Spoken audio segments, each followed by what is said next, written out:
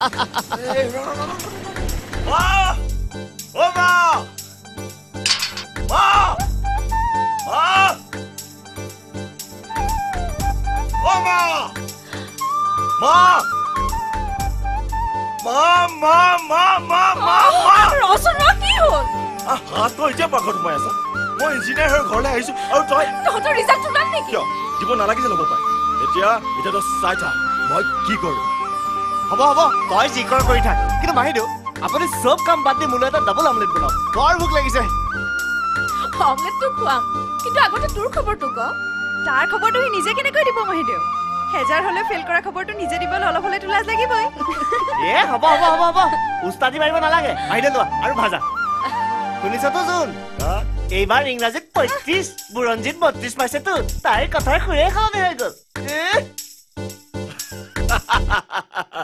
দেখিলিতো কোনেও পাত্তাই নিদিলে চাও মাহিদেউ কণী মই ভাজিছো মনিৰ কিন্তু দিবলৈ মৰম আছে দেই ঐ সেইফালে কি চাইছ মোৰ ফালে চা মোৰো কিমান মৰম আছে তোৰ মুখখনত বিচাৰি চাওঁ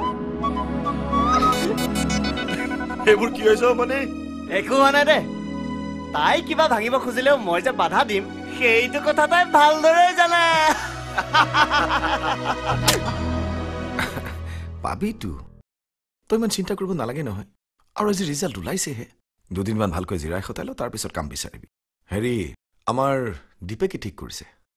সিটো আগতে ঠিক কৰি থৈছে যে সি ক'তো কাম নকৰে কাম নকৰ যদি ইমানকৈ পঢ়া শুনা কৰাৰ কি লাভ হ'ল লাভ লোকচানৰ হিচাপটো মই কেতিয়াও কৰাই নাই খুৰাদেউ সি ক'লে ইঞ্জিনিয়াৰিং পঢ়িম মই ক'লো ঠিক আছে ব'ল পঢ়োগৈ জানো পাই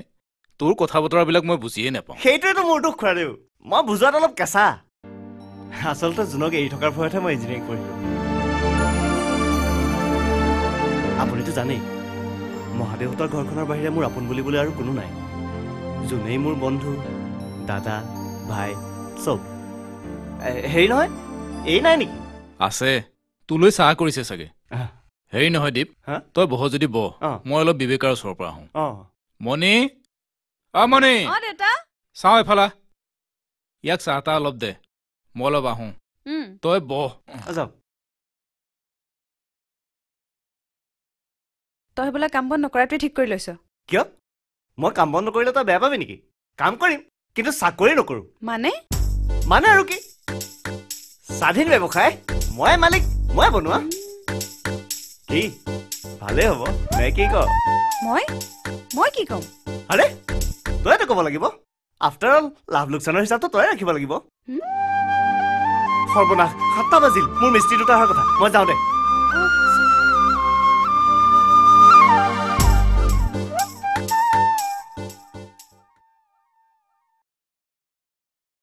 এতিয়া আকৌ কি লিখাত লাগিলি দিনটো ঘূৰি ফুৰিছ ভাগৰ লগা নাই মই শুৱেই এই চিঠিখন লিখিলো ৰ চিঠি উৰ্মি মোৰ লগত পঢ়িছিল এতিয়া ইউকেত থাকে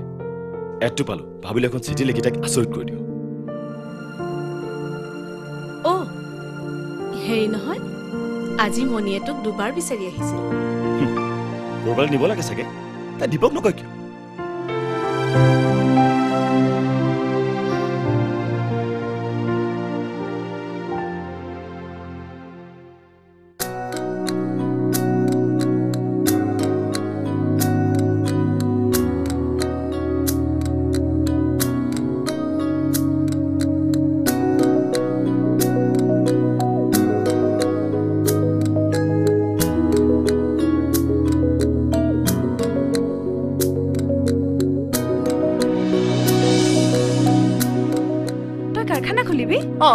কিয়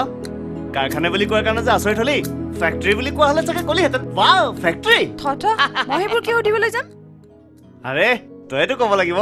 মই যে কিবা এটা কৰিবলৈ ইমান ঘূৰা ঘূৰি কৰি আছো ইয়াৰ কাৰ কাৰণে বুলি ভাবিছ মানে কি কৰিবি আৰু আজিলৈকে তোৰ বাহিৰে কাৰো কথা ভাবিবলৈ নহ'ল নহয়